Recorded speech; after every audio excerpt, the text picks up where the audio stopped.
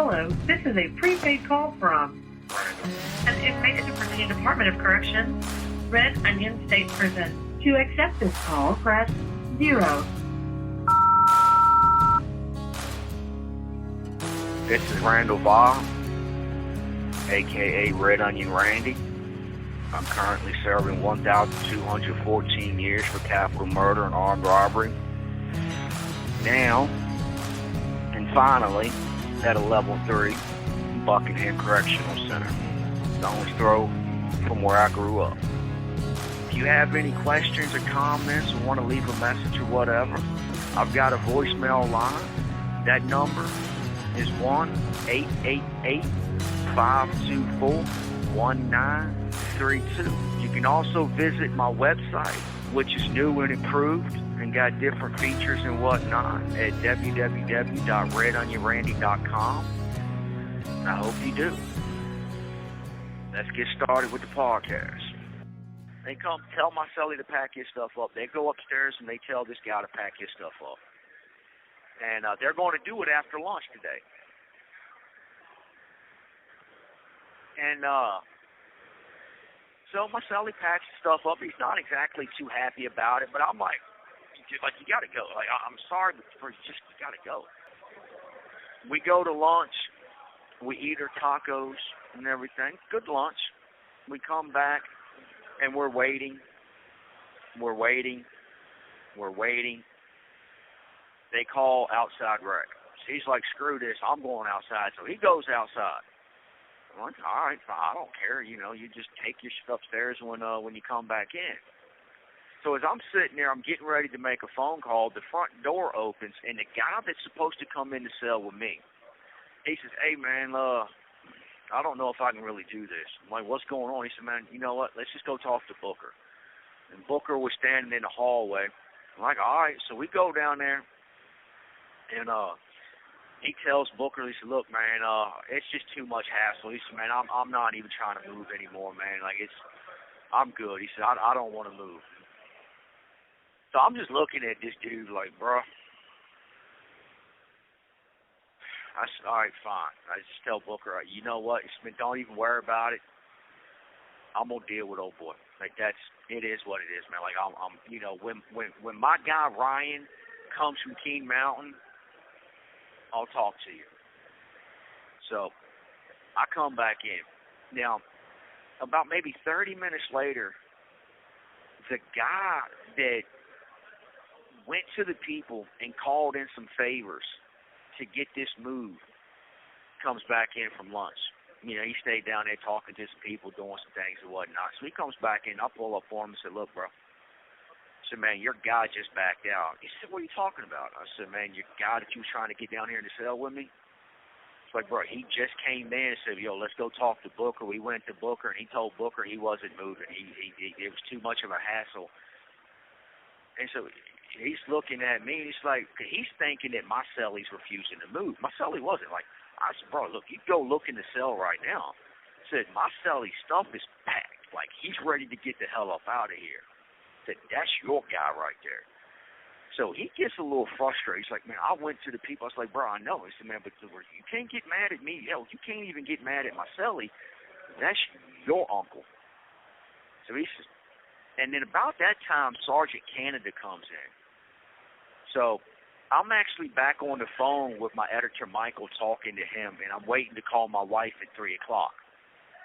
So Sergeant Canada comes in, and I tell my editor, like, yo, bro, look, man, hold up real quick. Let me go talk to her. So I pull up on her, and she's talking to my guy, and I'm like, look, man, I apologize, but just so you know, like, that wasn't me, and that wasn't my Cellie. Like, my Cellie's, he's on the rec yard right now, but his stuff is still packed up and ready to go. And I explained what happened, and so my dude sat there and told her, he said, look, he says, go ahead and call upstairs and let the people in the booth up there know that I'm going upstairs, I'm going in that pod, and I'm going into that cell, and we're going to have a talk. She's like, he's like, it's going to happen. She's like, okay. So, you know, they go off and do their thing, but before she leaves, I'm like, look, I do apologize. Like, I didn't, you know. She's like, no, it's okay. Do you want to move him someplace else? I'm like, look, the only other person I would let come in the cell here is all the way down in B building, and I'm not going to put you through that with Booker again, because I already know you got to arguing with him the first time to make this happen. And she was like, okay, it's like, but if you want to move, I'm like, look, I'm just going to wait for my guy Ryan to come down here. When he comes down here, I'm coming to you. Oh, and by the way, I owe you a cake. She might not accept it from me, but I will be making her a cake. Just to show my respect and appreciation for her going out of her way to help me. Now, my guy goes upstairs. He does what he said. Like, he goes into that pod, he goes up into the cell, he closes the door behind, and he has a conversation. And the dude's up there jucking and jiving and blah, blah, blah, all this and this and that. And so he comes back down, and basically he's like, I washed my hands of that dude. And he says, but I think you dodged a bullet. I said, wow, what do you mean? He says, man, I was up there and I could smell that paper. He says, I think he was smoking. And that's why he doesn't want to be down here around me, because I will not let him smoke. And I said, bro, he'd have smoked that shit one time in my cell, I'd have drug his ass out of it, dropped him in the middle of the pod, and started chucking his shit out the door. I will not tolerate it. I can kind of put up with dirty because I can go behind and clean. I don't like having to clean up after someone, but, I can do it. But you will not come in my cell smoking, getting high, or drinking. Like, that is not happening. It is what it is, and you want to find out how bad you are, son, I'll teach you. Because you're not messing up my pardon. And if you mess up my pardon, it ain't going to be for drugs or getting drunk. It's going to be for me whooping your ass. I just won't tolerate that. So I'm thanking God that actually fell through. Like, I genuinely am grateful to God that it fell through, and that I've still got dirty guy in the cell with me. I might actually start calling his ass Mike Rowe. Like, I literally might change my Cellie's name to Mike Rowe just because of dirty jobs. I wish I could get Mike Rowe to come in and clean my cell for me. Oh, that'd make a hell of an episode right there. So, my Cellie was supposed to leave, and I'm still stuck with him, but at least he doesn't get high. At least I don't have to worry about him stealing my stuff. I don't have to worry about the wrong element being in the cell and potentially tricking up my pardon and everything I've got going for me. So, he might be dirty, but I just made a decision, you know what? I'm going to talk to him. I'm going to wait, because today he was frustrated. I'm definitely frustrated, still frustrated. So I'm going to wait for the frustration to leave, maybe tomorrow or even Thursday. We're going to sit down and I'm going to have a conversation with him. And this time I'm going to lay it on the line. I'm going to tell him that he's playing with his health. I cannot live like this, bro. Like, you don't have to clean. I'll clean. I'll sweep, I'll mop, I'll clean the sink and the toilet. Like, that's not a problem, bro. I will do all the cleaning. But, man, if you drop something on the floor, pick it up. Like, I understand you make a mess. Hell, I make a mess time to time. The only difference is I don't leave it there. I clean it up. So, I'm waiting for my dude Ryan to come down. As soon as he comes down, I'm going straight to the sergeant. Tell her, look, my guy's here. We want to go in the cell together. I don't care whether it's in this,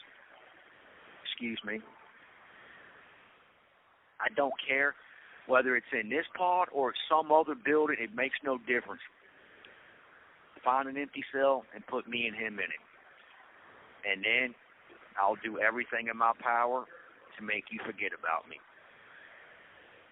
Because I can tolerate it for a little bit longer. At the end of the day, it's probably good training. But damn, it is hard to deal with. But I will deal with it, 'cause that's what I do. I guess if I didn't beat his ass over on the floor, I guess I don't have to, for spilling corn chips or whatever. But it's freaking tough to deal with, let me tell you. It is absolutely tough to deal with.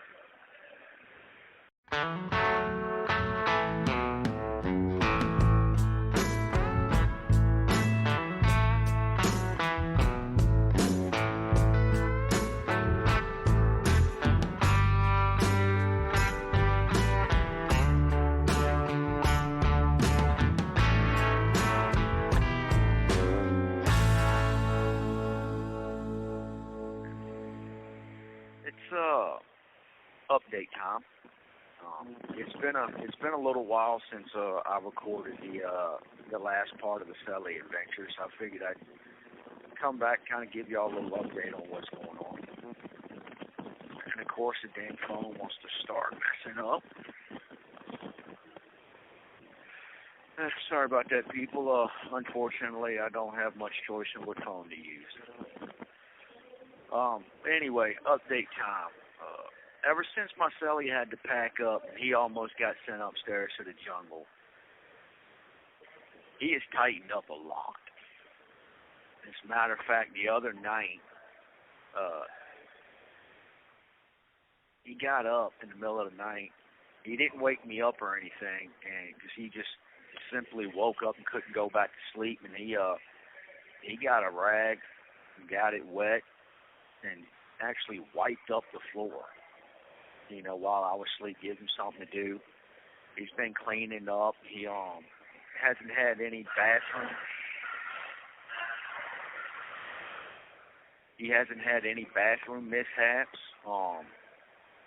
He still gets a little bit of soup, on the floor. Matter of fact, I actually had to sweep some up today. But he's been getting a little bit better. He's been opening up a little bit more. He's been talking and engaging with me a little bit more. He's even, cracked a few jokes.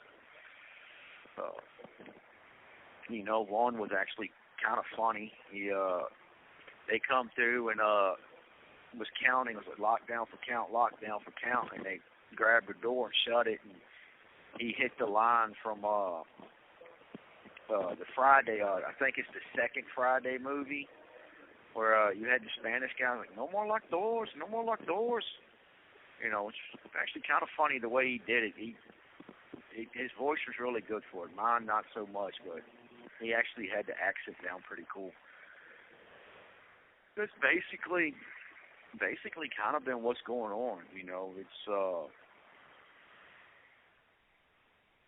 I no longer really am getting so frustrated with him where I have to pray and just ask God to stop me from wrapping my hands around his throat. Which is for the best. Like, that dude really, I'm telling you, people, God, he had me so frustrated myself. But thankfully, he seems to have tightened up a lot. He's been going out of his way to kind of make an effort. Like the other day, we had I guess you call it popcorn chicken, I believe, on the streets. They call them chicken chunks in here. Just basically chunks of chicken, like breaded chunks of chicken is what it is. And had some other good stuff on the tray too. It was actually quite good. But he wanted the peanut butter and jelly tray at dinner time, so he was like, "Look, man, I'll trade you my chicken tray for your peanut butter and jelly tray." Done. Deal. Bet. Not a problem. So we went down to lunch, gave me his tray. Later on, we went down to dinner. I gave him the peanut butter tray. He was happy. I was definitely happy. Because that day, earlier that day, a guy in here named Jason had made some wraps for us, and I'd made a cake and everything. And that's what we had for lunch. So I was able to actually save that popcorn chicken. I had a huge amount of popcorn chicken. It was a huge amount. So I'd actually carried it back in a tortilla wrap bag. think, if I'm not mistaken, these tortilla wraps are 8 inches in diameter. So basically that bag was a little over halfway filled with freaking chicken chunks. I laid in the bed after my Bible study, had the bag open on my chest, and I just kept reaching in and just eating chicken chunks while looking at the picture of my godson Angus. That was kind of cool. I love that kid. He's freaking awesome. But, yeah, it seems like I still ain't ruled it out yet. I still see some bad habits. There's no question about that. I definitely still see some bad habits, but it seems like he's actually trying to make an effort. And if you're genuinely trying, I will, in fact, cut you a lot of slack. I won't jump on you and have to have a conversation with you every day or every other day. I'm not trying to do that. I'm not trying to sit there and tell you every single day, hey, look, man, do you realize what you're doing is wrong? Do you realize that getting food all over the floor is going to invite bugs and ants and everything into the cell? And then they're going to get all in our commissary box. They're going to get in our open bags of commissary and stuff like that. Like, do you really want to be sleeping in bed with ants crawling all over you? I should not have to have this conversation every single day with anyone. Even with a small child, I shouldn't have this conversation every freaking day. But, it was damn near to that point where I'm having to speak and say something about this guy's cleaning habits. But thank God, it's been a couple of days since I had to say something to him. And that's a good thing. It's a lot less stress for me to have to deal with.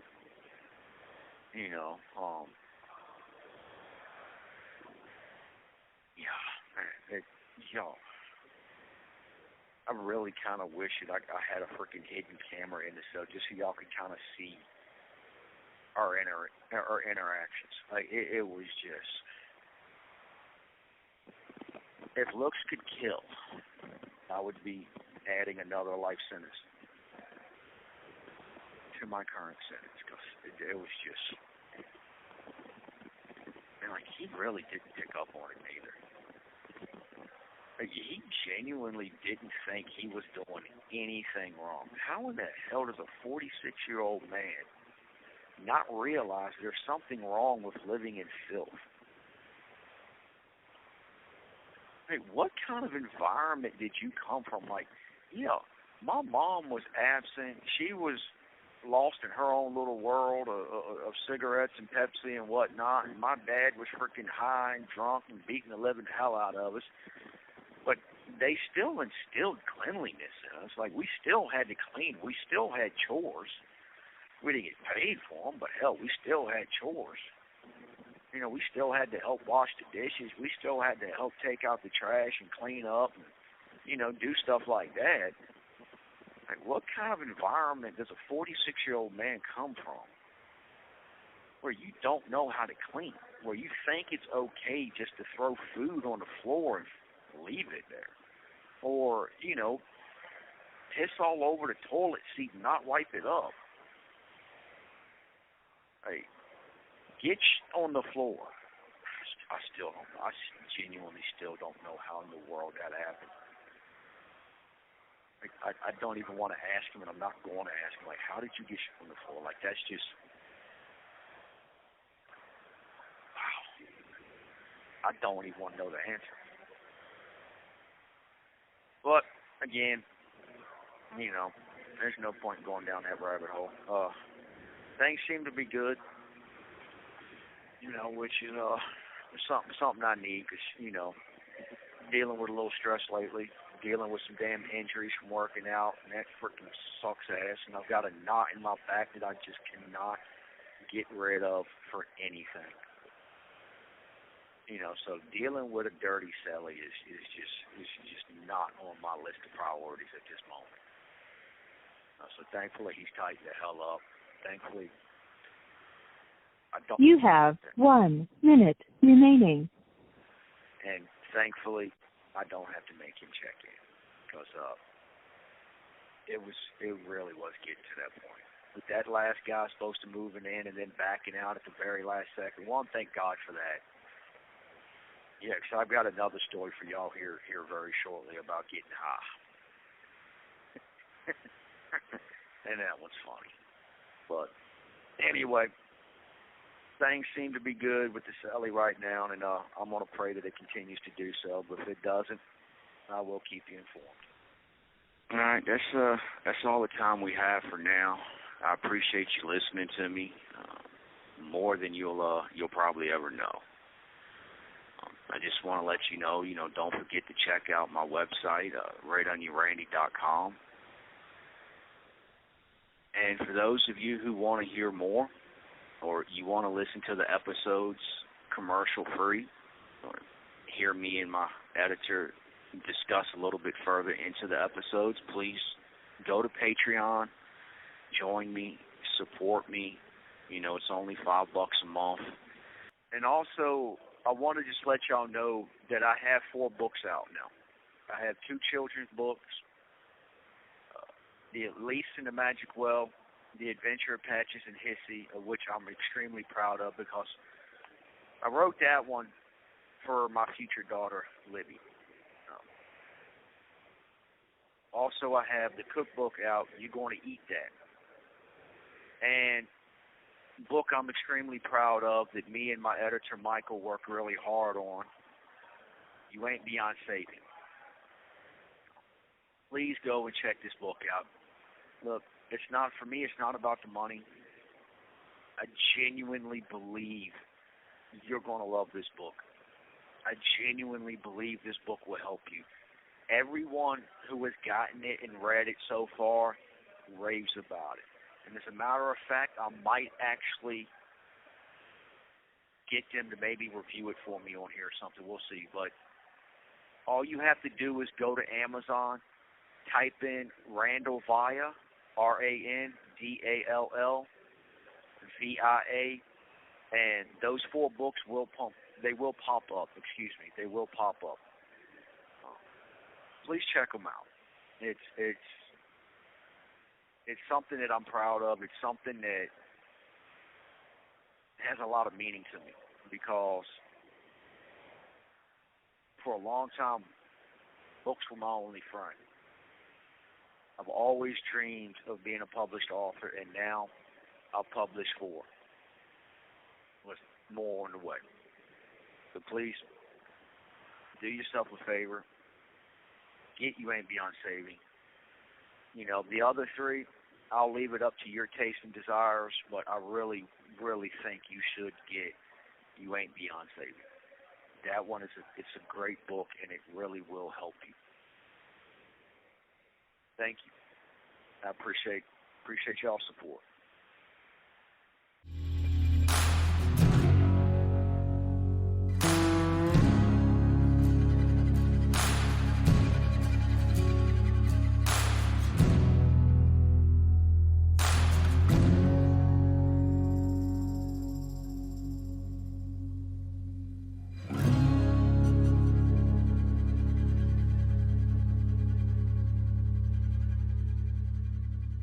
Thank you for using GTL.